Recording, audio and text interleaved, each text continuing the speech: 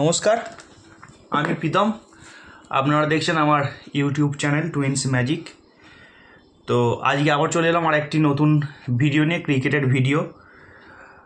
তো আপনারা সকলেই জানেন অলরেডি আইপিএলের মিনি অকশন হয়ে গেছে গতকাল 16ই ডিসেম্বর।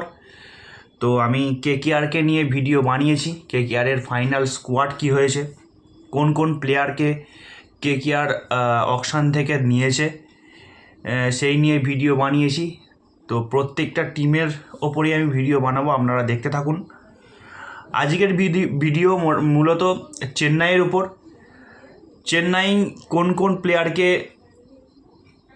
কিনেছে বা চেন্নাইয়ের ফুল স্কোয়াড কী এবং চেন্নাইয়ের প্লেয়িং 11 কী হতে পারে, সেই নিয়ে আজকের ভিডিও একটু আলোচনা করব। প্রথমে আপনাদের বলে দিই, চেন্নাই স্কোয়াডে যে যে প্লেয়াররা রয়েছে সেই প্লেয়ারদের নামটা আগে বলে দিই, তারপর বিস্তারিত আমি আলোচনা করব।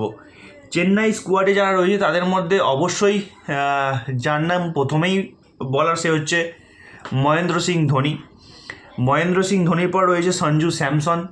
সঞ্জু স্যামসনকে কিন্তু এবছর রাজস্থান রয়্যালস থেকে সিএসকে জাদেজা এবং স্যাম কারণের সাথে ট্রেড করে কিন্তু চেন্নাই এসছে Sanju Samson.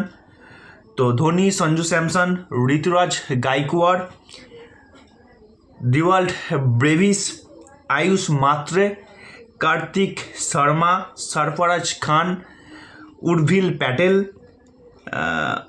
অনসুল Kamboj, Jamie Overton, Ramakrishna Ghosh, Prashant Veer, Matthew Short, Aman Khan, Jack Foulkes, Shivam Dube, Khaleel Ahmed, Noor Ahmad, Mukesh Choudhary, Nathan Ellis, Shreyas Gopal, Gurjapneet Singh, Akeal Hosein, Matt Henry এবং রাহুল চাহার। তো এই ছিল মূলত চেন্নাইয়ের ফুল স্কোয়াড। তো গতকাল অকশানে চেন্নাই কিন্তু বেশ কিছু আনক্যাপড প্লেয়ারকে টার্গেট করেছে এবং কিনেছে বেশ দাম দিয়ে, যেটা কিন্তু অল টাইম রেকর্ডস। যে আনক্যাপড প্লেয়ারের এত দাম, সেটা কিন্তু এর আগে আইপিএলে এত দিনের ছিল না। এর আগে আইপিএলের রেকর্ড ছিল হচ্ছে আবেশ খান। আবেশ খানের সম্ভবত 10 কোটি টাকা উঠেছিল আনক্যাপ প্লেয়ার হিসাবে।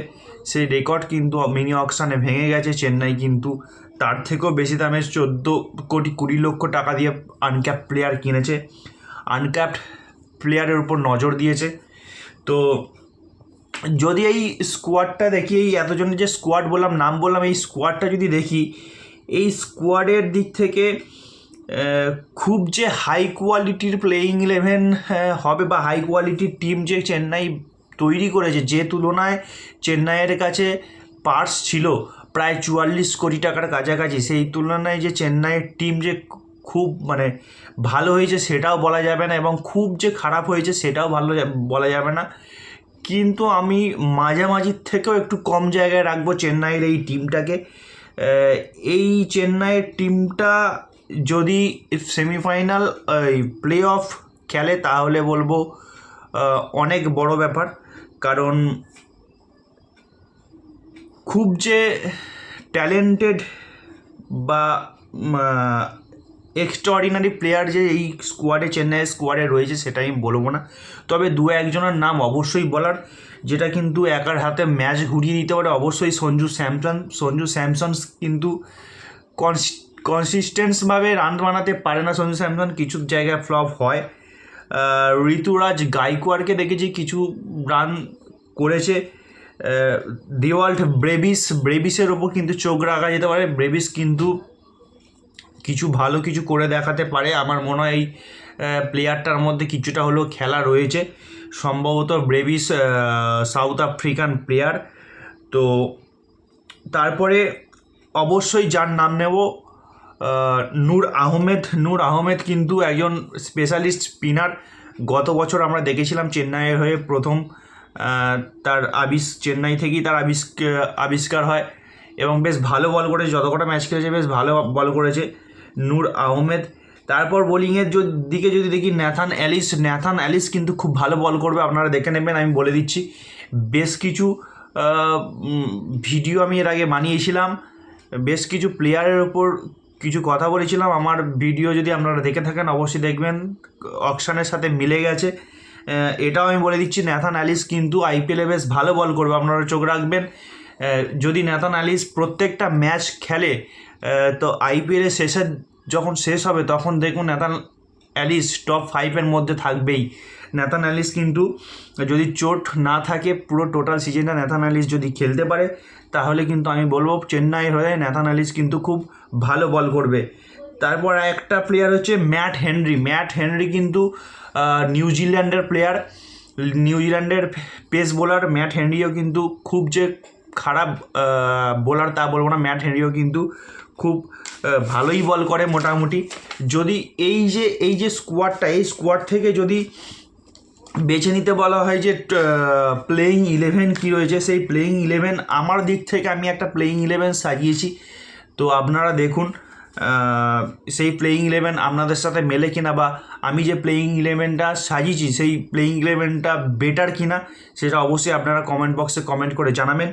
তো যার নাম প্লেয়িং 11টা বলছি, যার নাম আমি বলতে ভুল করছিলাম, বলছি সেটা হচ্ছে সারফরাজ খান কিন্তু বহুদিন পর আবার আইপিএলে সারফরাজ খানকে দেখা যাবে।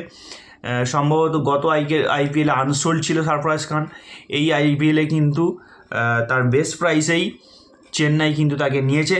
তো চেন্নাই চেষ্টা করো সারফরাজ খানকে খেলানোর, এবং সারফরাজ খানের দিকে কিছুটা হলেও নজর থাকবে, এবং সারফরাজ খান চেষ্টা করবে নিজেকে প্রমাণ করার।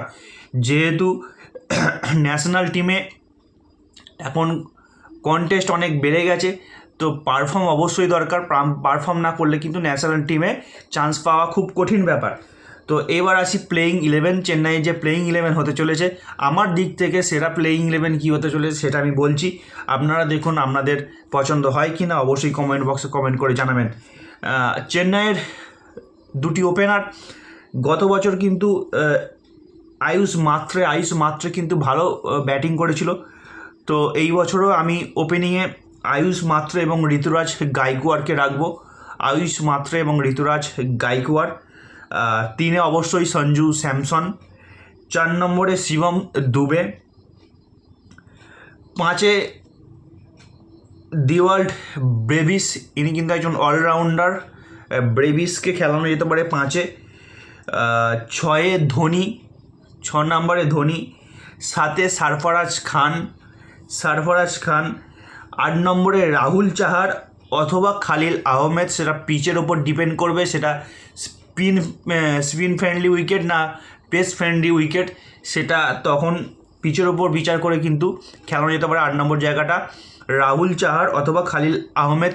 9 নম্বরে অবশ্যই প্লেয়িং 11-এ জায়গা পাবেই ন্যাথান অ্যালিস। 10 ম্যাট হেনরি এবং 11 নম্বর হচ্ছে নূর আহমেদ। এইটা হচ্ছে আমার মোটামুটিভাবে আমার মনে হয় যে চেন্নাইয়ের স্কোয়াড, সেই চেন্নাইয়ের স্কোয়াড থেকে এটা আমার মনে হয় এটা সেটা প্লেয়িং 11। তো এর মধ্যে থেকে যদি কিছু চেঞ্জেস আসতে পারে, হয়তো সেটা টিম ম্যানেজমেন্টের ব্যাপার। তো আমার মনে হয় এই যে আমি প্লেয়িং 11টা বললাম, এর থেকে খুব যে বাইরে যাবে সেটা বলে আমার মনে হয় না। তার মধ্যে আমি জোর দিয়ে বলতে পারি Ayush Mhatre, Ruturaj Gaikwad, Sanju Samson, Shivam Dube, Dhoni, Nathan Ellis, Matt Henry, Noor Ahmad, এরা প্লেয়িং 11-এ থাকছে। বাকি 2-3টে জায়গা নিয়ে একটু প্রবলেম হচ্ছে, ডিওয়াল্ড ব্রেভিস, সারফরাজ খান এবং রাহুল চাহার অথবা খালিল আহমেদ, এই জায়গাগুলো যদি চেঞ্জেস আসে সেটা একটা আলাদা ব্যাপার। হয়তো ডিওয়াল্ড ব্রেভিসের জায়গায় ম্যাথু শট আসতে পারে। যাই হোক, সেটা সময় বলবে। আইপিএল শুরু হওয়ার পরেই আমরা বুঝতে পারবো যে চেন্নাই কীভাবে এই স্কোয়াড থেকে তাদের প্লেয়িং 11টা সাজাচ্ছে, এবং 2-1টা ম্যাচ হওয়ার পরেই বুঝতে পারবো যে চেন্নাইয়ের টিম কতটা শক্তিশালী। এবং তাদের প্লেয়িং ইলেভেন কতটা কার্যকারী হচ্ছে, আইপিএলের পর্যায়ে আইপিএলের স্ট্যান্ডার্ড অনুযায়ী তাদের টিম কতটা শক্তিশালী হয়েছে সেটা সময় বলবে। তো আমি যে প্লেয়িং ইলেভেন বললাম এটার প্রতি আপনাদের কি চিন্তাভাবনা, যে এই প্লেয়িং ইলেভেনটা ঠিক কিনা, আর অন্য কোনো অ্যাড হতে পারে এই জায়গায়, বা আপনাদের প্লেয়িং ইলেভেন কী হতে পারে সেটা অবশ্যই কমেন্ট বক্সে কমেন্ট করে জানান।